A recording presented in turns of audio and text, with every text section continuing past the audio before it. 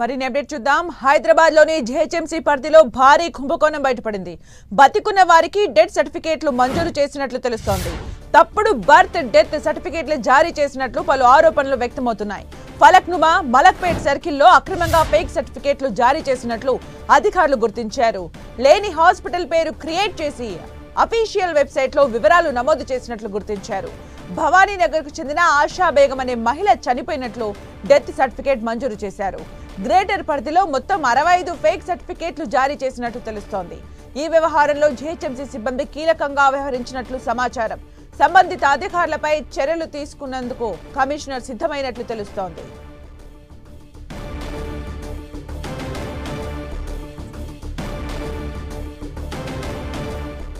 GHMC పరిధిలో భారీ కుంభకోణం బయటపడింది. డెత్ సర్టిఫికేట్లు ఫేక్ సర్టిఫికేట్లు కూడా ఇస్తున్నట్టుగా తెలుస్తోంది. మొత్తం 65 ఫేక్ సర్టిఫికేట్లు గుర్తించారు. గ్రేటర్ పరిధిలో మొత్తం 65 ఫేక్ సర్టిఫికేట్లు జారీ చేసినట్టుగా తెలుస్తోంది. అధికారులపై చర్యలు తీసుకోవడానికి జీహెచ్ఎంసీ కమిషనర్ సిద్ధంగా ఉన్నారు. జీహెచ్ఎంసీలో డెత్ సర్టిఫికేట్ల భారీ కుంభకోణం వెలుగులోకి వచ్చింది. బ్రతుకున్న వాళ్ళకే డెత్ సర్టిఫికేట్లు ఇస్తున్నట్టుగా తెలుస్తోంది. ఇందులో జీహెచ్ఎంసీ అధికారుల ప్రమేయం ఉన్నట్టుగా గుర్తించారు. వారిపైన చర్యలు తీసుకోవడానికి కమిషనర్ సిద్ధమవుతున్నట్లుగా సమాచారం.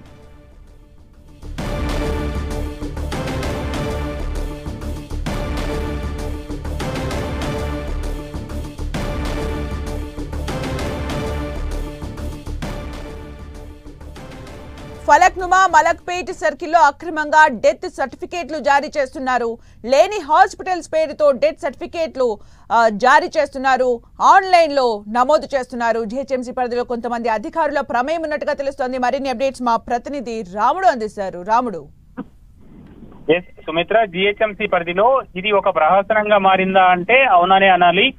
నకిలీ సర్టిఫికేట్ల జారీ, అదే విధంగా వీటి పట్ల పెద్ద కుంభకోణం జరుగుతుందనేటువంటి అనుమానాలు కూడా ఉన్నాయి. ఏ సర్కిల్ పరిధిలో చూసినా గతంలో ఫలక్నుమా సర్కిల్లో 60 సర్టిఫికేట్లు ఫేక్ గా జారీ అయినట్టు ఒక అధికారిని డిస్మిస్ చేశారు. ఆయన జైలుకు కూడా వెళ్ళినటువంటి పరిస్థితి ఉంది.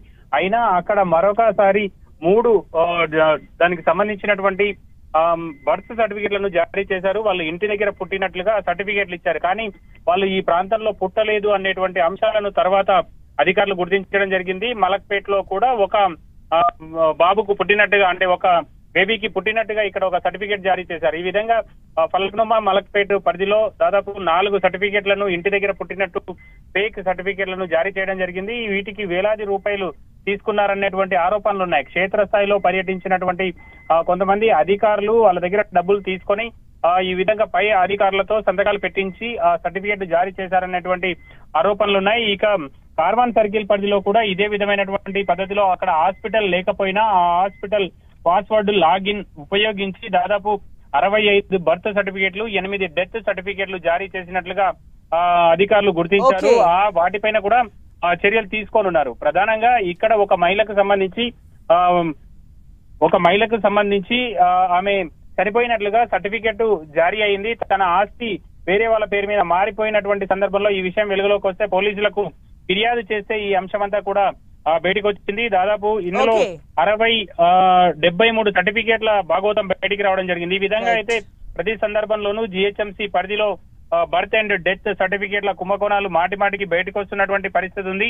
ఇందులో ఉన్నతాధికారులు క్షేత్రస్థాయిలో పరిశీలించి సరైనటువంటి నిర్ణయాలు చేయకపోవడం పైనే ఈ విధమైనటువంటి అక్రమాలకైతే తావు ఏర్పడుతుంది. తలాబ్ కట్టకు చెందినటువంటి ఆశా బేగం చనిపోయినట్టుగా సర్టిఫికెట్ తీసుకోవడం, ఆ తర్వాత ఆస్తులకు సంబంధించి మార్పిడిలు చేయడం. గతంలోనూ ఇదే విధంగా దాదాపు 30,000 వరకు అక్రమంగా సర్టిఫికెట్లు జారీ అయ్యాయి. వాటిని కూడా రద్దు చేశారు. అయితే మనం చూస్తే రైట్. థ్యాంక్ యూ రాముడు ఫర్ ద అప్డేట్స్.